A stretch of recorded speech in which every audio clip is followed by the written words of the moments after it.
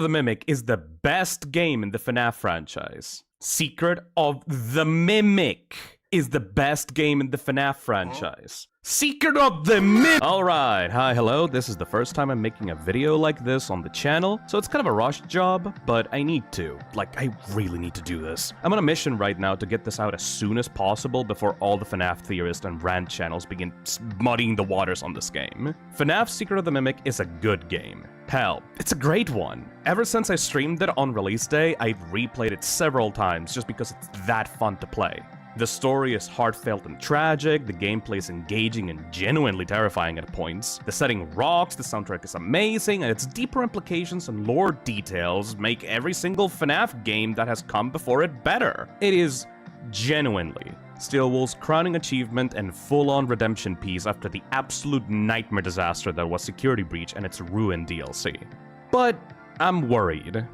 Worried that if I don't plant my flag on the ground with this video, and actually explain why this is the best FNAF game, right here, right now, while this game is fresh in everyone's memories, most fans are just going to let it pass by and not even bother to appreciate it for what it is. The current state of the FNAF community has set this game up to fail. Hard. Streamers and content creators looking for an easy Security Breach 2 to make fun of just aren't getting the glitchy disaster they can make videos with. Speedrunners have already found ways to skip the entire game to get the fastest any percent times. Steelwoolf's lack of optimization on release is preventing people with lower-end PCs from actually enjoying this game properly. Nostalgia-blended adults obsessed with Click Team era games are calling this game like a generic Poppy Playtime clone. And don't even get me started on the lore bookworms and theorists who are just throwing their hands up in the air and calling the story garbage because it deviates from their little Goosebumps stories or Wattpad fanfic headcanons. Of course, people are allowed to dislike a game, obviously. I just think that the Discord surrounding Secret of the Mimic has made most corners of the FNAF fanbase just completely unpleasable. Like, it has set this expectation that if this game isn't the second coming of Christ that perfectly makes everyone happy, it means that it's the worst thing ever. And that to me is incredibly unfair. Especially for a game I can see was made with so much love and attention from developers who genuinely want to do right by their fans, you know? So with this video, I want to put my thumb on the scale. And with the little influence I have, help people see the vision of this game and the things that genuinely made me fall in love with it. So, pay attention!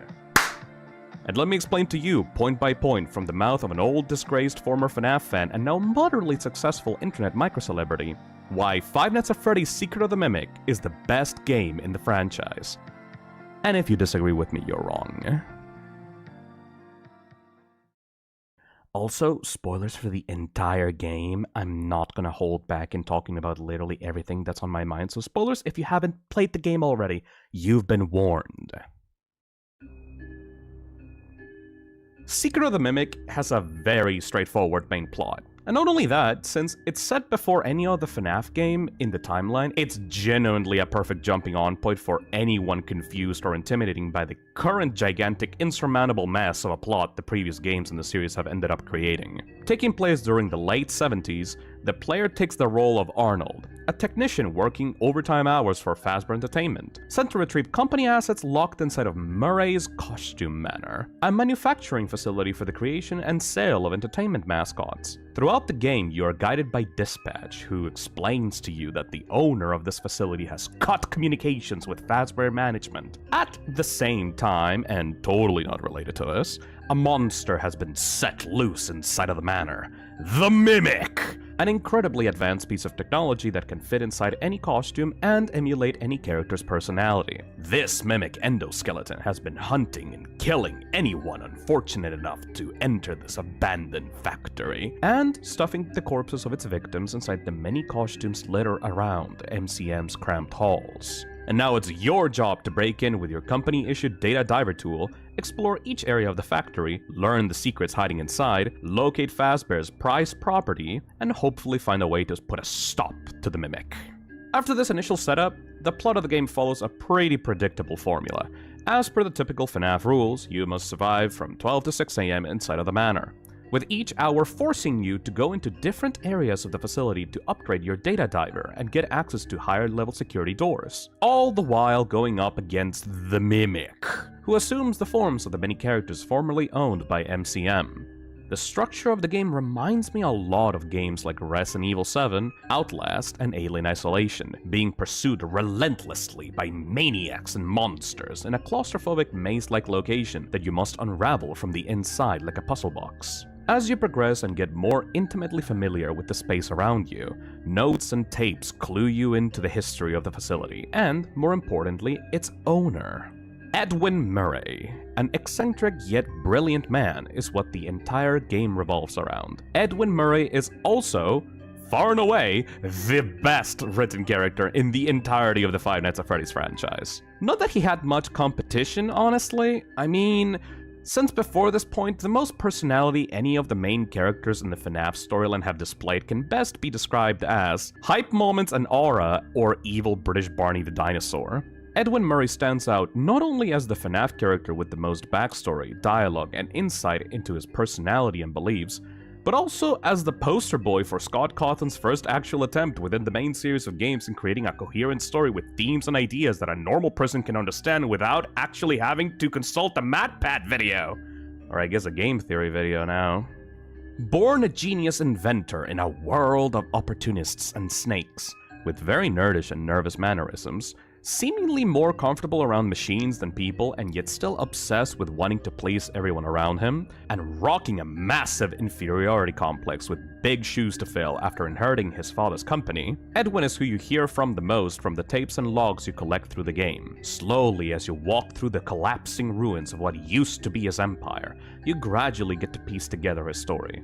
A story about careless mistakes made by a good man that end up hurting the people around him. A story about the dangers of overexerting yourself to please others. Neglecting the love of family and friends to chase the validation of clients and business partners. A creator losing himself to his work while loved ones slowly stop trusting him or are taken from him by tragedy and conspiracy. Edwin Murray has such a presence in this game, his entire character bleeds into almost every part of the factory. Pictures of him and his wife decorate the office spaces. There's cute little robot bear characters called Mr. Helpful and Mrs. Helpful, loaded with recordings of him and his wife, helping to guide employees on what to do around the facility. Edwin's breakout invention, this little cleaning robot dude you can pet in-game, is present in every main hub area. Hell, there's even a golden statue of it in the lobby. There's huge, almost completely automated showrooms made to sell potential customers on Murray's products. But they're so flashy and interactive, it almost feels like Murray built them to entertain children. Like an over-imaginative kid building his dream roller coaster ride to try and impress his friends. The entire structure and security hierarchy of the building operates in this almost Disneyland theme park-styled pass system. Every employee grouped and marked with these logos meant to represent your role within the company. With even the logo for executive access level and the logo for the entire company itself being styled after Murray's iconic nerdish bow tie. I just can't believe this guy.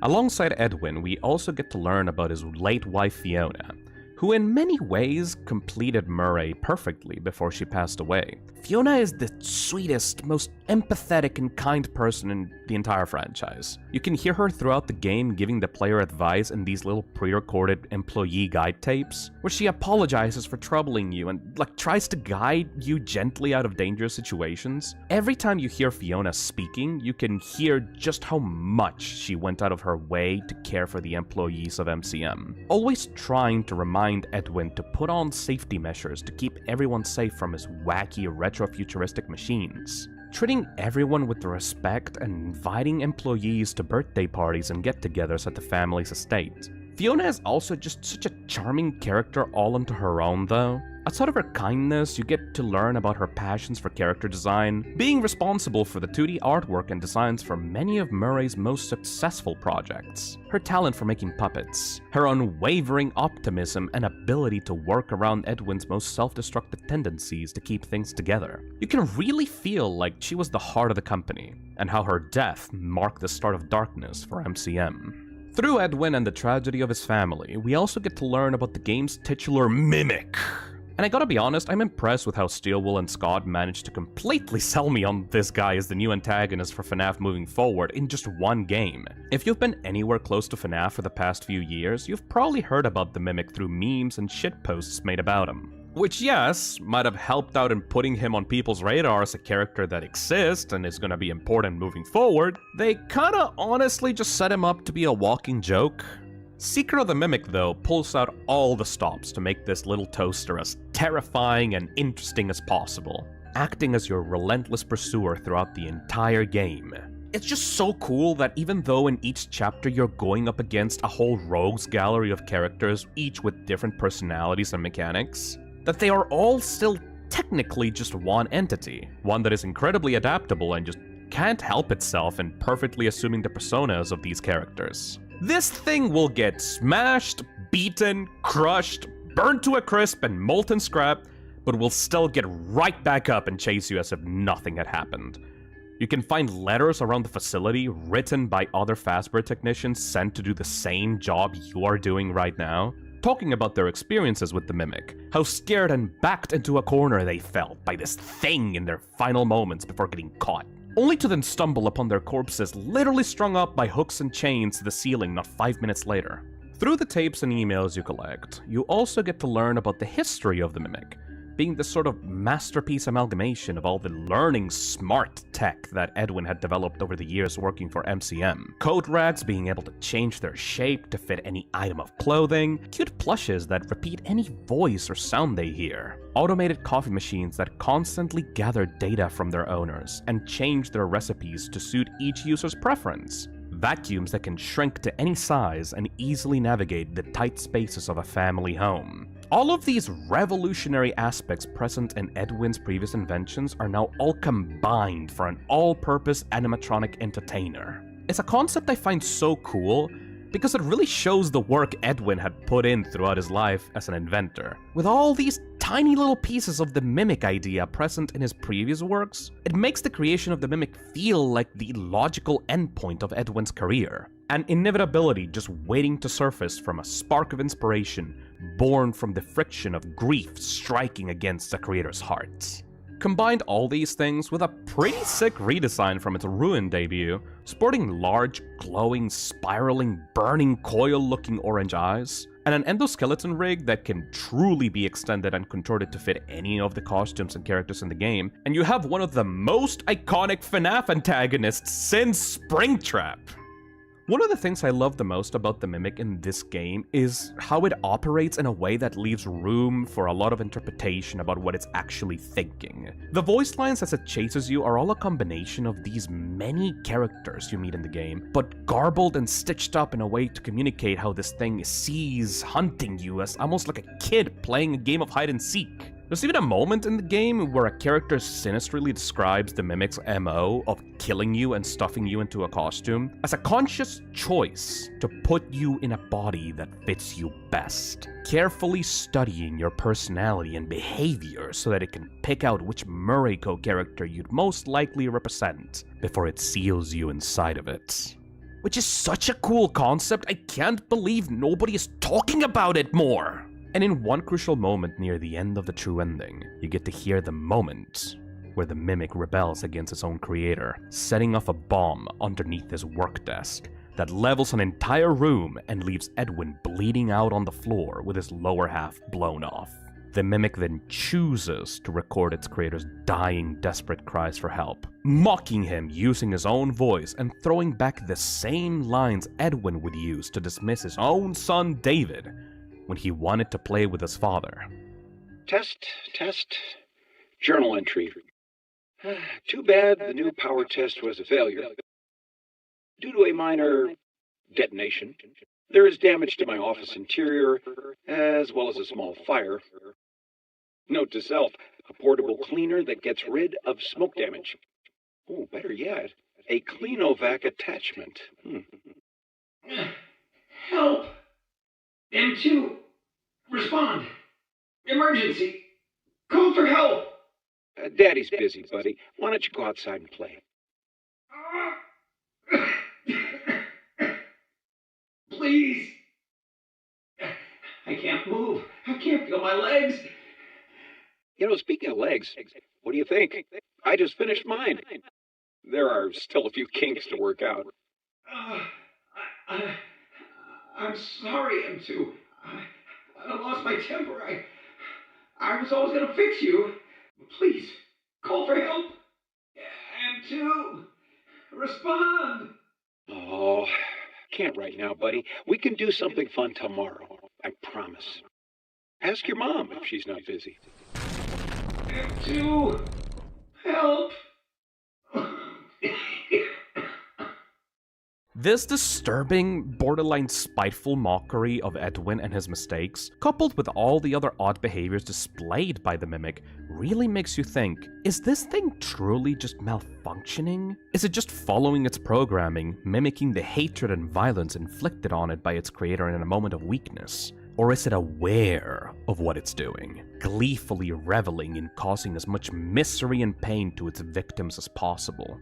All in all, the story of Edwin and the Mimic is such a perfect one for the world of FNAF. It gives me the same feelings as like the first Five Nights at Freddy's, getting to learn of the tragedy that happened within the restaurant through the newspapers you can find on cameras. Except instead of being a 1 in 1,000 chance impossible to read in-game Easter egg, it's front and center this time. You don't need books to understand this story. You don't need a YouTuber combing through the game frame by frame for Easter eggs to know what's going on. It's a simple story that you can engage with as deeply or as surface level as you want it to be, which is my favorite kind of storytelling in a horror game.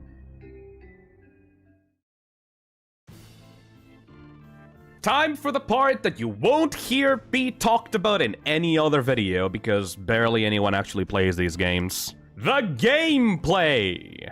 And I was not kidding at the start when I said this game is fun to play and that I've replayed it several times. It's just that good. If you have played any other stealth horror game of the past 15 years, you'll probably be able to intuit the basic mechanics of this game pretty easily. You're a scared, defenseless dude that has to find many key items and solve puzzles to open the next door to progression while being stalked by the Mimic, with several traditional horror stealth game tools at your disposal to keep you from becoming its next unwilling fursuit friend. Obviously, you have your stationary distractions that can call the Mimic to a certain spot while you slip away unnoticed, things like character cutouts or bits of machinery. You also have crates of toy Mayas that serve as throwable distractions, and of course, your typical horror game lockers and hiding spots that save you when you make a mistake and need a quick place to hide. The Mimic's AI, in and of itself, isn't really that much to write home about either. It's a fairly basic roaming AI that patrols the map looking for spots the player might visit. It cycles between these spots, mostly at random, listening in for any kind of noise the player might make on purpose or on accident. Once a Mimic catches a glimpse of you or hears a noise it's set to look out for, it will find the quickest path toward its target and make a mad dash toward it, refusing to go back to its patrolling routine until it either spots you in the open or gets bored of investigating the area the noise came from. There's environmental hazards to watch out for as well. Proximity alarms that can help the Mimic track you down. Things like mannequins, hanging chains, little toy cupcakes on roller skates and can produce noises when you get near them or touch them, alerting the Mimic and sending him toward you. All of this just sounds kind of trite. Especially if you're an avid horror game fan, especially if you're a streamer that's been forced to play these kinds of games by their audience every week. Hell, if you are one of those reacting to my video right now, I've probably already put some of you to sleep by the way I'm describing it. However, the devil's all in the details, my friends. The details of the level design! The Costume Manor is an iconic location that is, in my opinion, only rivaled in detail and charm by other iconic horror locations, such as the Resident Evil Spencer Mansion, the Raccoon City Police Department, and Outlast Mount Massive Asylum. But beyond the aesthetics, I truly believe the strength of this game is in its level design. The environment helps to shake up the gameplay for every single area, and contribute to a steady ramp up in difficulty that works by adjusting the terrain of the map, from benefiting the player, giving them ample opportunities to hide and duck away into cover, to benefiting the Mimic, taking away your safe spots and replacing them with obstacles or proximity alarms. For example, The first half of the game's maps are full of cover that you can hide behind even while you're standing up. Some areas are also divided into 2 floors that you can go up and down to escape the sight of a wandering mimic. And if the thing is patrolling around an area you need to get through, you can easily use your toy mice to throw them up and down a floor to get him to run very far away, giving you ample time to complete your objective. Arnold throws like a geriatric, so most of the time the mice can only help you to get the mimic off your immediate location. But I love how helpful these things are in the early game just by simply using the map's elevation as a tool to lure the mimic out of the floor you're currently in, sending him very far away from you. As you continue through the game, however, the map becomes much more hostile towards the player. Lockers become less frequent, hallways get more cramped, and cover forces you to crouch much more often, limiting your movement options. You can go from needing to obtain a single item to progress, to scouring the map for multiple pieces to a larger puzzle, having to use levers and cranks that take some time to fully interact with, taking your attention away from the mimic and giving it more chances to spot you out in the open. You will also have to deal with moments where collecting an item or opening a door will produce a loud noise, forcing you to act fast and duck out of the way as the mimic will speed towards that location. I am also a big fan of the use of the security doors in this game. All throughout the factory you will find these FNAF 1 looking security doors that mark the start and end of a section. As I said before, each of these can't be opened until you gain access to a specific security level. Each time they're first opened though, these doors require you to hook your data diver up to them and stand in place for a good while, which would probably not be a big deal, except most of these doors are very out in the open, and often cause these very tense moments where the mimic will spot you from across the map and start sprinting towards you as the door scans your data driver. So once a door is open, you will be panicking, quickly trying to enter through as fast as you can, backing away from it so it can close before the mimic is about to get you. The game also features heavy items you have to carry around with 2 hands, which prevents you from sprinting while you're holding the item and also prevents you from opening the security doors I mentioned earlier. There will be moments in this game where you're carrying an item towards a drop-off point, only for the mimic to spot you out in the open, forcing you to drop the item you're carrying, run away, and retrieve it later once you've thrown him off your scent. I also especially love the way the mimic will spawn around the map. MCM is absolutely full of these character costumes that the mimic can use to get the jump on you. Each area is littered with bees, elephants, hedgehogs, dogs, and other suits, each with many alternate skins and color palettes. Once you enter a certain room, the mimic's AI will pick one of these costumes to spawn in, and all it takes is a little sound to have it spring to life and start patrolling the area. This can lead to really cool moments on a first playthrough. Interacting with a distraction or sprinting around carelessly can have one of these suits like wake up, cutting you off in a really awkward spot, forcing you to run the other way or hide before the AI can lock in on your position.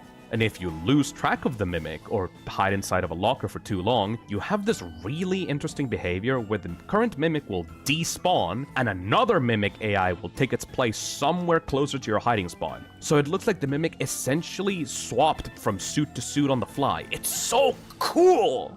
This concept is just so cool for a stalker enemy. Every time you replay this game, hell, every time you re-enter any room where the mimic patrols, you don't know which suit will wake up next. It's totally random. Steelwool had to create about 24 suits for this idea to work properly. You got clean suits, withered suits, these creepy foam padding skinless versions of each character, and moldy rotten versions of that same concept. A great deal of time and effort was put into bringing the idea of the mimic to life, not only in the story department, but for the gameplay as well, which completely sold me on its concept. And even better, when the mimic's look is not random, and is locked into a certain costume, there will be unique mechanics to make the encounter interesting. For example, once you are stuck with Dolly down in the recycling area of the game, the map is split in half between the control room and the patient rooms. Dolly will have access to a set of double doors that only she can open, which allows her to quickly cut you off from certain areas you need to visit. Further still, in the late game, the mimic dons a Chica costume from Chica's Party World that comes equipped with roller skates. This speeds up the mimic's patrolling significantly, turning him into an absolute speed demon that shoots off toward any location like a rocket if it so much as hears a pin drop. As an aside note, I also adore this Chica costume because at one point in the game, you can catch the Mimic wandering down in the warehouse, and as long as you don't disturb it, you can see it adorably skating by, like as happy as can be, occasionally stopping to do like a little dance and clap to itself with the background speaker music. It's just the cutest little thing ever, and such a goofy thing to include that shows off how much personality this game has, you know? Anyways, back to the main topic. My point with all of this is that, yes, while the gameplay is nothing revolutionary, and the AI is extremely simple and predictable, Steelwool actually worked within their limitations to make a fun experience here, which makes me extremely happy. The main gameplay for Secret of the Mimic is full of these tiny little intricacies that actually make the game really fun to replay. Unlike other stealth horror games that pretty much require you to plant your nose on the ground unless you want to get insta-killed, you can get around pretty efficiently and even just sprint through areas if you know what you're doing. Crouching removes any kind of noise that you make, but simply walking around will not alert the Mimic unless you're really close to it. Sprinting noises can also be covered up by using distractions ahead of time, as the AI will prioritize the first sound it heard over your footsteps, giving you a big window of opportunity to create some distance. You also can sneak under the vents and shelves to get the Mimic off your back rather than waste your time hiding inside of a locker. And hell, depending on the map, you can even Dead by Daylight style loop this guy around certain obstacles, which is extremely satisfying but really hard to pull off. Obstacles and proximity alarms can also be used to your advantage. If you run into them on purpose, you can use them as just any other distraction tool to bait the Mimic. In fact, I'm pretty sure that that's the intended strategy sometimes. For example, in the recycling area, there will be like a bunch of chains you can interact with, conveniently placed right next to a vent that will take you to another side of the map. That particular strategy reminded me a lot of the Granny games, like how their own really good map design can make a relatively simple AI really fun to play against. If any of what I'm saying piques your interest, I can even offer you hardcore gamers a nice challenge. Try this.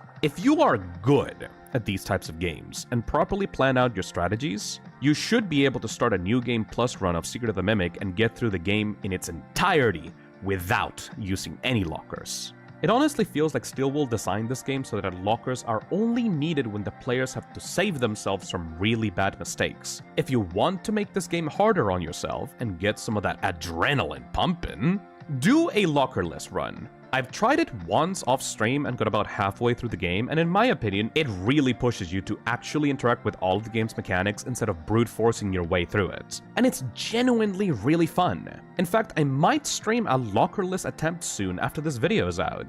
So if you're interested in that, maybe subscribe and turn on notifications so YouTube can let you know when it happens, you know, like wink wink. Moving on from the shelling, I should also mention the Poppy playtime style chases that serve as the climax to each hour of the game. I have significantly less to say about these, not because they're not good, but because they're all kind of, you know, obviously well made. Steelwool really pulled out all their animation stops for these, especially with Jackie and Big Top. Chase sequences have become a pretty tired cliche for the mascot horror scene by now, but I can still say that these are pretty high tier.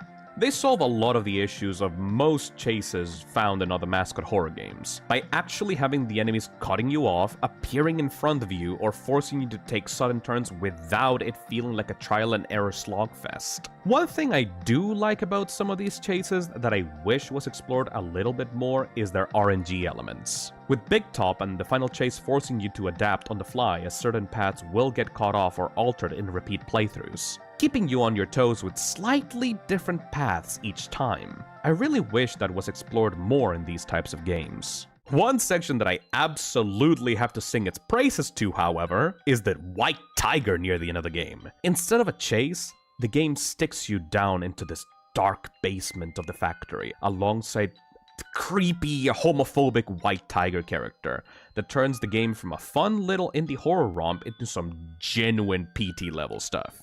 I have to commend Steelwool for making a section in a FNAF game that truly made my blood run cold.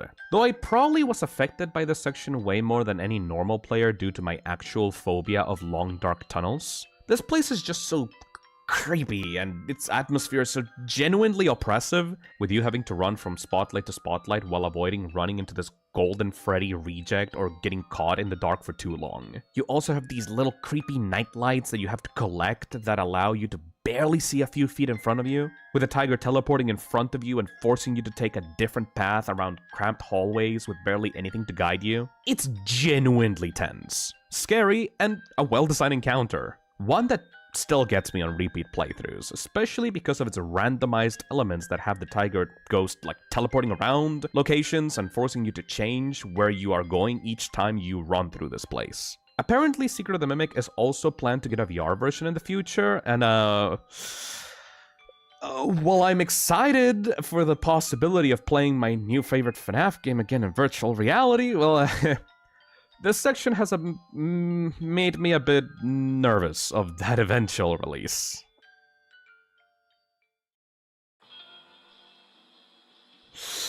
Anyways, now that we are done with the gameplay, I feel that it is very necessary for me to do a section where I just rapid-fire list a bunch of things that I like about Secret of the Mimic, that I can't really quite fit well with the rest of the script.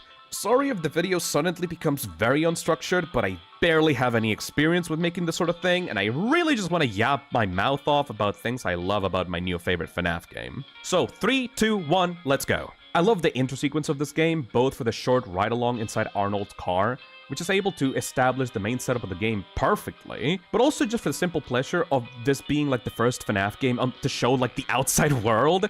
I don't know, I just find it so cool and mind-blowing. In the distance, you get to see buildings belonging to the town the place resides in. The parking lot has a similar van to the players, indicating Fazbear has sent other technicians other than you to die before the start of the game. And you also get a good look at both the playground slide as well as Edwin's house at the edges of the map. Both locations that come back in a big way in the true ending. I love just how much more tactile the UI and collectibles are in this game, how you have a physical inventory system in the form of this machine that literally is called the inventory machine, that functions like an item box from Resident Evil. I love how you have to use this little tool that you carry around with you at all times to interact with the various doors and terminals in the game. Going from Security Breach, where everything was just menus and cheap PNGs slapped on screen, to Secret of the Mimic, where you have to physically grab levers and generators, where you can interact with every single collectible, drop key items on the floor, and you physically slot things into the inventory machine or retrieve things from it, is so cool. I also love how the collectibles in this game actually have a purpose. How inserting them into the inventory machine will have them show up in digital form in the Moon.exe minigame, with most of these items needed to reach the secret ending. It really feels like a direct upgrade from how collectibles were done in Security Breach in like the best way possible.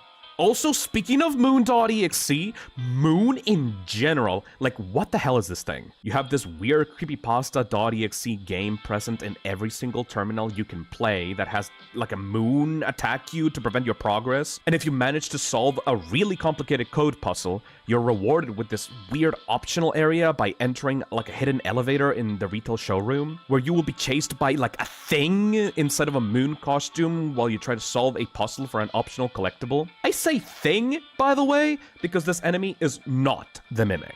I think he's like one of the only two enemies in this game that are specifically not the Mimic nor controlled by the Mimic. I don't think this guy is like even an animatronic. This moon enemy was sealed underneath MCM by the employees of the factory for way longer than the Mimic has been around. There's blueprints of the moon costume you can find in certain areas that specify this thing was meant to be worn by a human, not an endoskeleton. It also has its own unique lines not heard anywhere else in the game. It lacks the signature mechanical sounds of the Mimic, and there's a message you can find down there giving cryptic details on how like a guard got trapped with no one coming to help them out, to the point where he might have actually starved to death. Some people theorize that the employee has gone crazy and got inside the mascot costume and is pretending to be Moon. Others theorize that it's like the actual manifestation of Edwin's spirit after being killed by the Mimic, while others are saying it's like a zombie born from Remnant or Agony or like whatever other crazy things from books or something like that. I don't really know. But if you got your own theories on what the moon creature is, I would love to hear them out in the comments.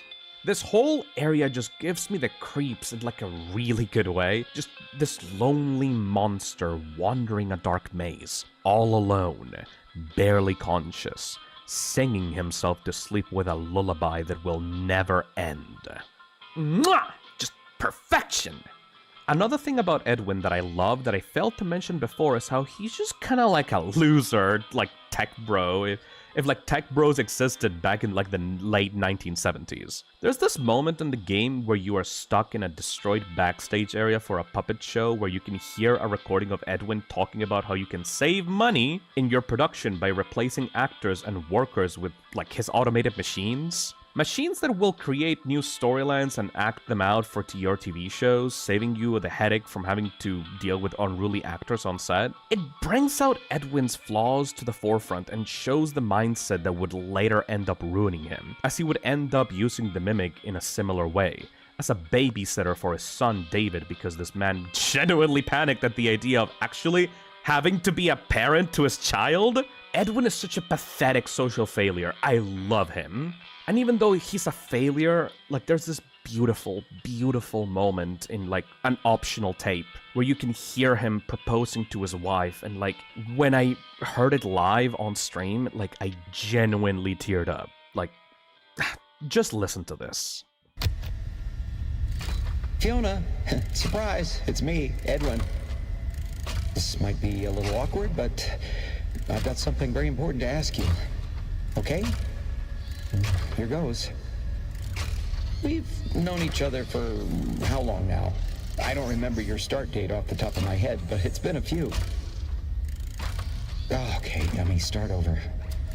Oh, rewind not working. Oh, well, keep going. Oh, no. Fiona, ignore that part. Anyway, you're the most amazing artist and creator I've ever been lucky enough to employ. Oh. We just click in every way. I hope you feel the same. You know, MCM wouldn't be this successful without you. You've become the heart of this company. Oh. And I want to share it with you. And you're also really pretty, like asymmetrical pretty. Edwin, you nerd. Stop it. And you're fun and funny. Not a lot of things really make me happy, but you do. And you make the best puppets. And I guess what I'm trying to say is, I can't think of a future without you. I want to keep making magic and sharing our creations with the world forever. So, will you marry me? Please? I love you.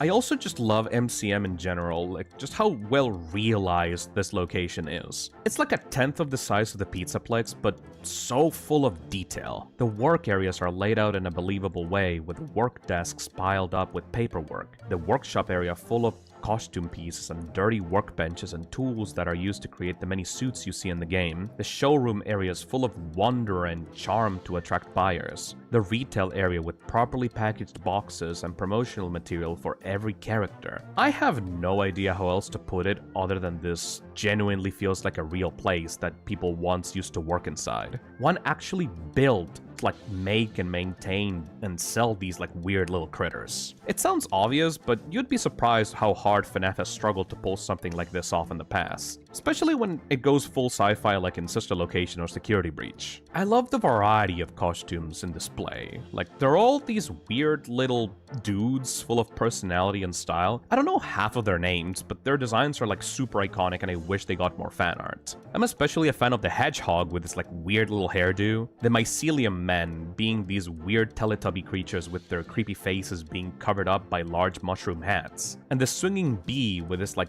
giant popping toothy grin and serial killer smile. These guys are just so iconic and weird and disgusting, but like in a good way, you know? Oh, and the welcome show. Oh god, the welcome show. Like, the way that it expertly shows off all the characters all together singing in a band, being directed by Mr. Helpful. It perfectly introduces you to all these characters and their styles in such a fun and unique way.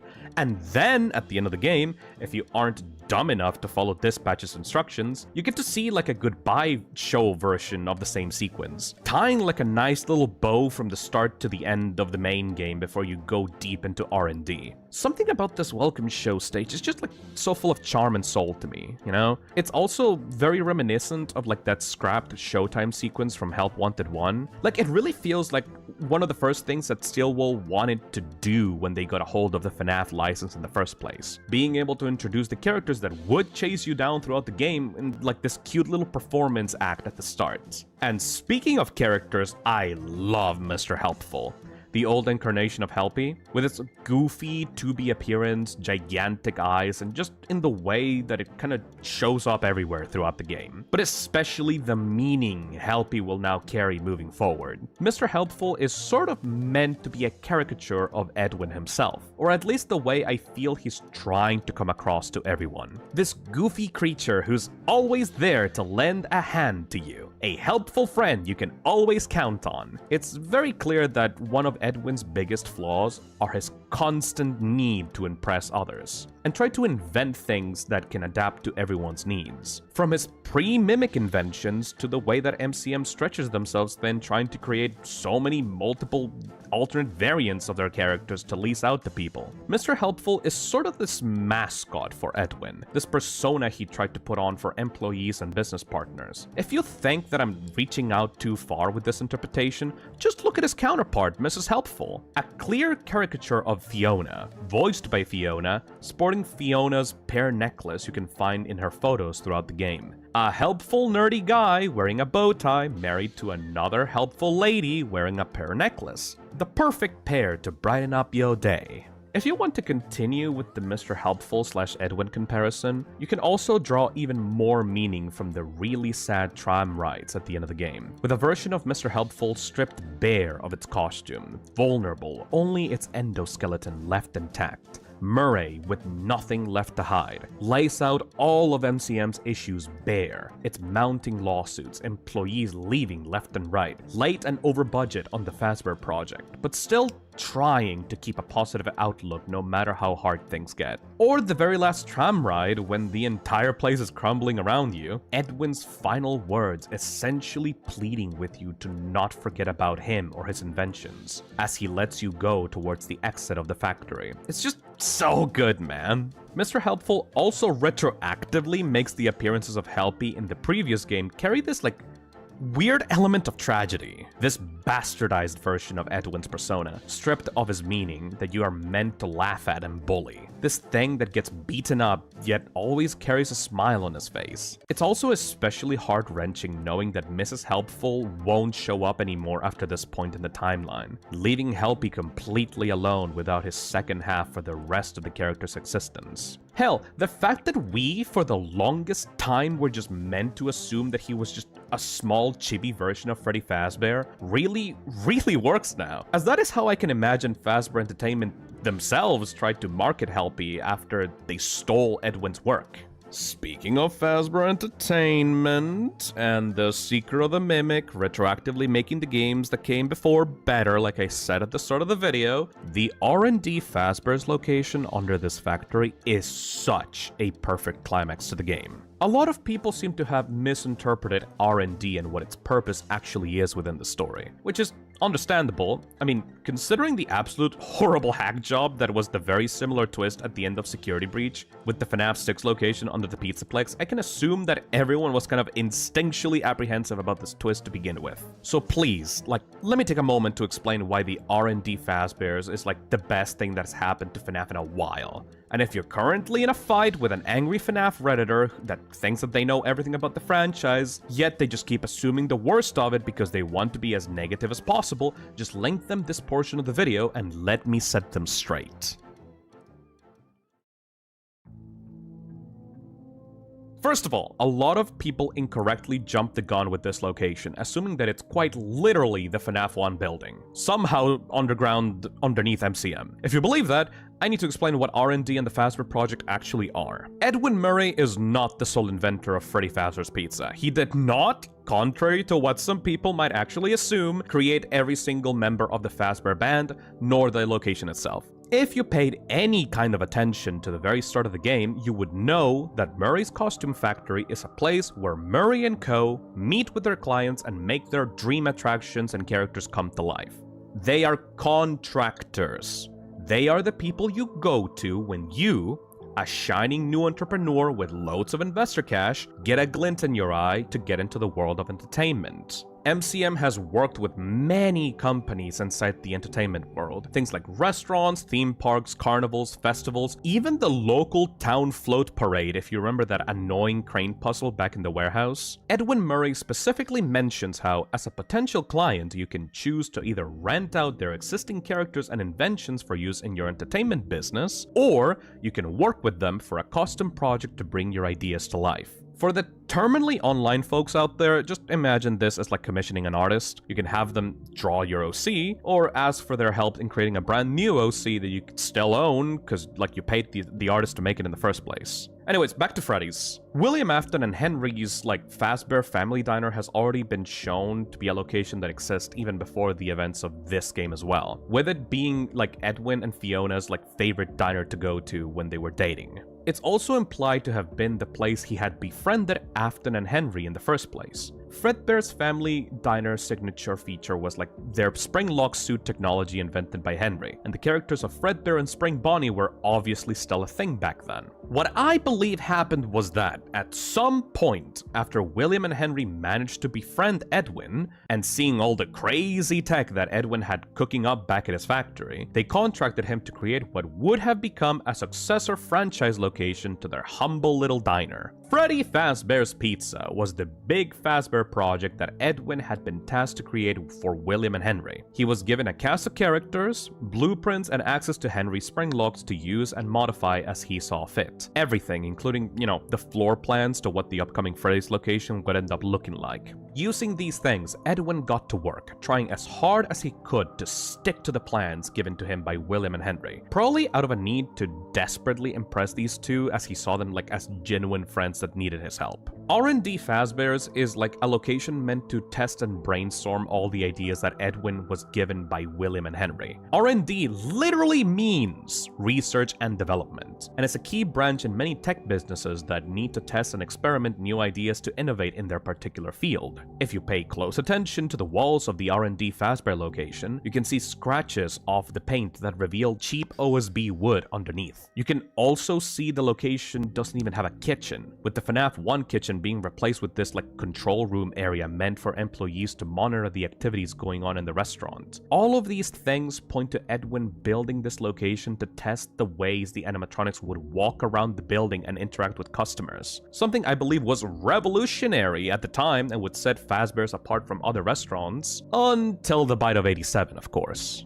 The R&D Fazbear's location both works as fan service for longtime fans of the series, while also being chock full of lore reveals that adds depth to existing characters, and recontextualizes a lot of loose ends that seemingly did not have an explanation before this point. It explains the inconsistency between the FNAF 2 designs for the original band and the FNAF 1 designs were like a product of William and Henry going back and forth on Edwin, demanding changes to the character designs that Edwin just couldn't keep up with. It shows alternate possible members to the Fazbear band, with like springlock suits of Monty and even a new character called Bub, a nod to the longtime Sparky the Dog hoax. It shows how closely William and Henry worked together back in the day to achieve success in the entertainment world, displaying William Afton's like cold and calculating businessman tactics as he overwhelms Edwin with changes to the Fazbear project, keeping Edwin in development hell as company resources are drained and MCM employees start being poached by Fazbear Entertainment to make sure Edwin will never be able to uphold his end of the contract. It shows a grayer and more cowardly side to Henry, as he was complicit in ruining Edwin's career alongside with Afton.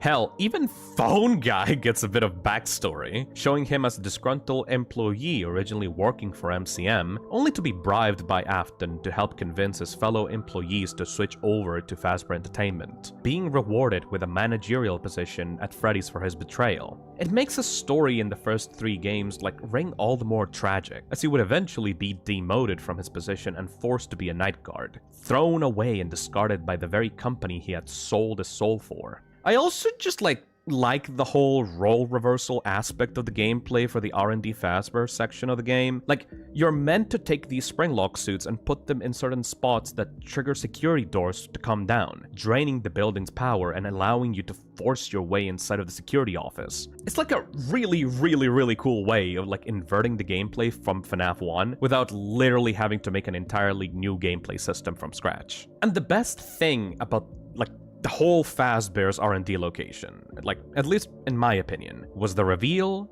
that the original concept art for the Fazbear Band, the characters that had captured the hearts and minds of children both in-universe and back when the first Five Nights at Freddy's released, the original Freddy, Bonnie, Chica, and Foxy, were all drawn by Fiona. There's something just so darkly beautiful about that, in my opinion, that the work of the most caring, the most imaginative, and kindest person in this entire story would be the one actually responsible for drawing the artwork and sketches that would eventually become the most popular versions of these characters, the ones that would propel Fazbear Entertainment, and by extension, this entire series of games, into stardom.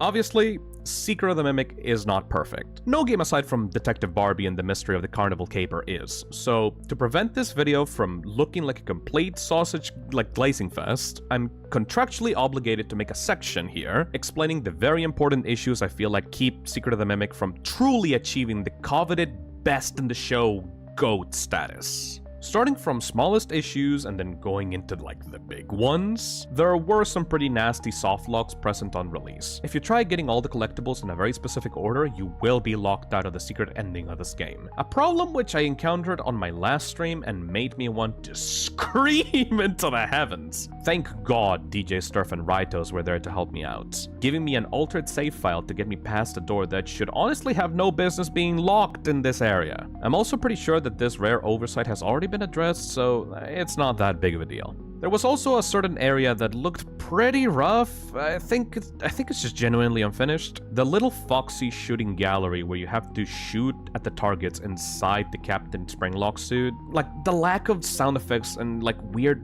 hit detection on that one, coupled with like the gigantic developer texture that appears like on the ceiling near halfway through, was really awkward to experience. That sequence also goes on for like way longer than it should, honestly. There's a fun little trick you can do in the dolly section that should also probably be patched. If you manage to get into like one of the patient rooms containing like the last Data Diver upgrade, you can grab like the infinitely spawning mice in that room and like use those in place of the trash cubes you have to collect around the map. Shove in as many of those possible into the trash chute directly next to the room, and you don't even have to bother with exploration. There was also a point, like in the second crane puzzle, where you have to like move the little parade floats around that like almost made me want to tear my ears off. Like, you will be spending upwards of 20 to 30 minutes on this puzzle trying to get the shapes to fit right, while like these gigantic plastic dudes will be hammering away in the background, and fireworks will be like spinning all over, and the noise pollution in this room was honestly unbearable. I had to turn down the sound effects in this room until I had the puzzle completed. Please, my God, fix that. Like, only have the attraction hazards activate when you actually try to cross to the other side or something. I don't know. It just gave me such a headache. I also feel like, despite me praising Steel Wool's efforts in creating a game with unique level design and mechanics for each encounter, a part of me is like also a little disappointed that they didn't go far enough. There's a lot of things that could be iterated on in additional levels and rooms that could have forced the player to interact with certain mechanics, instead of just relying on lockers. However, I do understand why this is the case. After the over-bloated mess that was Security Breach, I really doubt Steel Wool trusted themselves fully to know where to expand. A lot of areas were probably kept very brief just to prevent the game from growing too large again, and I can respect that. I guess, like, on a more positive side, you can tell I really like the game when one of my complaints is, like, I wish there was more of it, you know? The game also kind of heavily relies on like a very inconsistent autosave system in order to track your progress. Sometimes you will have moments where like long stretches of time happen like without an autosave, and you will die while backtracking to a random mimic spawn, requiring you to recollect 2 or more items and shove them back into your inventory. Or, the worst thing imaginable, you could have your entire playthrough wasted by the game's autosaving like right as the game bugs out, causing you to fall through the floor infinitely while there's no way to load back to a previous save. I am so baffled by this, considering that Security Breach itself did not have this problem, since you can manually save if you found a save point in that game. The solution to this issue is so simple too. You don't even have to create something new to implement a manual saving system. Just literally use the plethora of computer terminals you already have. You know, the ones where you can see the map and play Moon.exe on. Just add a little option in there to save your game. And bada bing bada boom, this problem is solved. I know you have the logic for the manual saving implemented too, because every time you go interact with one of those crane puzzles, the game immediately saves your progress, effectively making them kinda semi-manual save points. The code is already there, Steelwool! I can see it! I don't care who over on the studio has like this weird petty grudge against a good save system. It really just feels like there's this one guy that refuses to design a system with like multiple ways of saving. That it has to be autosaves or it has to be manual saves, not both at once. Or that past a certain point in the game, the player should not be able to save for some dumb reason, like additional difficulty or whatever. I don't care. Suck it up. Give players the ability to manually save the game and offer autosaves at the same time. Quality of life features like this should not be subject to a developer's weird little whims. And lastly, and honestly, most importantly than anything else I've said on this video, this game is not optimized. Like, at all. Just like Security Breach, the game presents horrible issues with loading in assets, pop-ins, and just general glaring instability problems that prevent it from giving players a smooth experience. This thing feels like it's gonna come apart at the seams at any second. Like a Security Breach disaster existed here a long time ago, but was contained by the power of proper QA testing. You can feel the band-aid fixes trying to keep this thing together just barely. Animations and physics objects tend to like jitter around, get stuck in walls, or bug out. Some interactions cause the camera or Arnold's arms to move and bend in weird ways. Every time the game transitions from one area to another, most textures and even entire models have to play catch up with the player and like struggle to load in properly. Lighting sometimes just completely freaks out, with shadows that shouldn't even be there suddenly flickering in and out of existence. Or worse, the entire room's lighting suddenly giving out and coming back for like a split second. Cool cutscenes or chase sequences are like plagued with very frequent and inevitable frame rate drops and stutters that should realistically not even be there. All of these things might not be huge on their own, but accumulated like just really make it hard to see this game as anything other than like an amateur project that's barely holding itself together. Oh god, the performance. Oh my god, the performance of this game is atrocious. Literally every single person I've talked to about this game says trying to get this to work right on their PC is a huge battle, especially for streamers that like need to both play and stream the game at the same time, because for some reason, Secret of the Mimic acts like a jealous lover and will absolutely throw a fit if you're running any other kind of program alongside it. This game is a CPU hog, especially if you're trying to run it above 30 FPS. As you will be subjected to frequent crashes and corrupted save files that will constantly prevent you from actually playing the damn game. Many people have complained that the game is frame rate capped, only offering like 30 and 60 FPS in the options, and excuses made to keep it this way are laughable. It's another band-aid fix on top of more band-aid fixes that disguise terrible programming practices and poor asset management like that this game suffers from. Indie games like Secret of the Mimic should not run this poorly. Steelwool developers, if you're watching this, and at least I know for sure that some of you in there are, please ask your bosses to hire someone at the company to handle optimization of your games in-house. I plead you. I beg of you. I saw the credits of this game. A bunch of QA people from other studios were brought in to help like, prevent the security breach situation from happening again. And that's a good thing, obviously, but you just can't ignore the fact that the way games are made at the studio are simply not suited for a modern retail release. You wouldn't have to spend so much money and development time ironing out the bugs if proper programming and asset management practices were instituted to prevent these issues from happening in the first place. It's clear to me, at least, that the reason for why these issues are not present in Steelwool's VR titles is because they are minigame collections where the player can't move beyond a single room. Very few assets are loaded at once, and they are easily dealt with as the player can be teleported from area to area. But taking on a project like Secret of the Mimic is different. Once you give the players legs and a chance to explore their environment, poor development practices will start sticking out like a sore thumb, absolutely ruining the experience for people that just don't have a top-of-the-line PC made to play this game and nothing else. In fact, you don't have to take this from me. Instead, please hear this out from a fan of yours who really wanted to like this game on release. Tried fighting tooth and nail to like it, but just couldn't due to how horrible your game optimization ruined their experience. This is Glamrock Dusky, a fellow VTuber and content creator who tried streaming Secret of the Mimic on release, which they gave up on after the game crashed on them about 30 times over the course of 3 hours. Oh my god. Oh my god, Steelwool! I want to have faith in you! I want to think you can make a good game! Every time I want to have faith in you, and every time you take me out back and shoot me! What is wrong with you? Oh my god! It ruins the impact that the section had in the first place. Because I was like really hyped about it. I was like, oh my god, this guy's so cool. I love him. Now I don't want to see him anymore. I don't deal with it. I don't want to deal with it.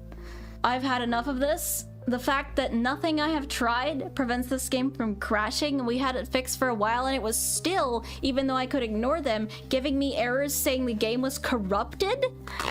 I think I'm done for today.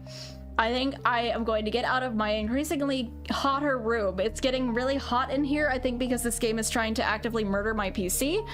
I will not play this game again until a patch is released. You can look forward to a stream of Dead by Daylight on Tuesday when the Five Nights at Freddy's chapter releases, because at least we know that will be competent. This game may not have been, but we can have faith in a different developer at least. I've been trying to help Dusky out in their attempts to get this game running on their rig. We've tried absolutely everything, clearing out programs, changing DirectX settings, lowering all game settings to minimum possible options, redoing entire save files to fix corruption issues from the constant crashing, and still, the game won't behave properly. The intense CPU usage of Secret of the Mimic, with the huge amount of assets loading and unloading every 5 seconds, is a huge problem that would be completely unforgivable for a game made by a guy in their basement that's being sold for $10 on Steam, let alone one that's supposed to come from a professional studio being sold on PC and consoles for $40. This is not normal, no matter how many inexperienced 10-year-olds on Twitter will cry about how you just need to get a better PC, bro. There is absolutely no excuse for an indie game with decent enough graphics to run this badly, especially when games like Outlast released 12 years ago still look better and run buttery smooth. If you're going to take anything away from this video, let it be that. Steelwool, you did a great job having the game not immediately explode if I looked at it funny. Good job, buddy. I'm very proud of you. Now, please stop treating my PC like a crypto mining operation every time I want to load in a level in one of your games. After all is said and done, and despite the issues that I listed above, I hope that this video helped you understand what I meant by this game being genuinely fun, and one of my favorite releases to come out of FNAF in years. The depth Steelwool has managed to squeeze out of these simple mechanics is just genuinely impressive. Is it the FNAF gameplay you've come to expect? You know, close doors, watch cameras, sit around twiddling your thumbs until the game decides you've won? Absolutely not. Of course not. It's its own thing entirely, much closer to the standard stealth horror gameplay of Outlast or Amnesia that was popular in like the early 2010s YouTube Let's Play landscape. And of course, a big issue is that after Secret of the Mimic's release, a lot of fans have started to voice their displeasure with the direction that the FNAF series is taking. That this game is not the FNAF that they fell in love with back in 2014. That it's like generic horror slop, or that it's trying too hard to be like a mainstream horror game. The FNAF as a whole has like lost its identity and is falling into a trend chaser rather than like an innovator in the horror landscape. And you'd be absolutely right. But just hear me out for a second, okay? I need to explain something very important to pretty much everyone in the fandom. Whenever I criticize a game, I first try to look for what the developers intended to do. Like, the vision, you know? The thing that the designers and directors were looking to make in the first place. I feel that it's more constructive to try and see what the developers were trying to achieve with the game and point out the flaws in the design that prevent it from reaching its maximum potential. Like, just think about it like this. So, let's say you walk into a restaurant one day, you sit down at your table, and the head chef offers you like a really well-made sandwich. You wouldn't just jump out and start insulting his cooking or call the sandwich inedible because, like, you would rather eat ice cream instead, right? You can't compare the quality of your favorite ice cream to a well-made sandwich because those things are fundamentally different meals that can't be compared. And it's especially ridiculous to leave a bad review on the chef's restaurant because they don't offer ice cream when all they are selling on the menu are sandwiches in the first place. I've also seen a lot of people like comparing or like even outright accusing Stillwool of like copying Poppy Playtime's template. And while I understand some of that, especially with the chase sections, I find it kind of odd how tunnel-visioned these comparisons are, completely ignoring the actual main stealth horror gameplay of the game. It almost feels like people are actively choosing to ignore huge parts of the experience just to dunk on Stillwool's perceived lack of creativity, and only highlighting the bits that they find similar to other games in the mascot horror genre. Newsflash, dipshits, like Poppy Playtime didn't really invent chase sequences, neither did Bendy and the Ink Machine. Stillwool are incredibly open about the inspirations they use for the projects. If you're going to call this game a ripoff of something, at least point out the correct things, like the games the developers are telling you they are huge fans of and have admitted to wanting to try for themselves. I feel that people are being very unfair to Stillwool, calling their game bad simply because some fans are fundamentally not interested in the type of game the developers wanted to make in the first place. Obviously, as a consumer, you're not forced to like these types of horror games. If they aren't your cup of tea, that's perfectly okay. But writing off an entire genre or just like automatically labeling a game as worthless slop just because it isn't the type of game you want to play is completely crazy. Especially when so much love and effort was very clearly put in by Stillwool to pull off their vision. Back when I absolutely trashed like Security Breach, I did so because I could see what the developers were trying to do and just failing massively at it due to like all the issues of like the development of that game. In this scenario, I can see like what they wanted to do with Secret of the Mimic, and I'm genuinely, honestly kind of proud that they managed to do it, you know? This is why I feel that a lot of fans have kind of lost the plot when criticizing this game. Secret of the Mimic is, in no uncertain terms, a stealth horror game at its core. That's what the developers wanted to make, and it's a very well-designed stealth horror game, in fact. A stealth horror game I would recommend to anyone that actually enjoys the genre. One that Stillwool and Scott Cawthon himself very clearly wanted to make for a very long time, ever since they began working together, drawing inspiration from Alien Isolation specifically to create a free-roam FNAF game that the fans have been asking Scott to make since 2015.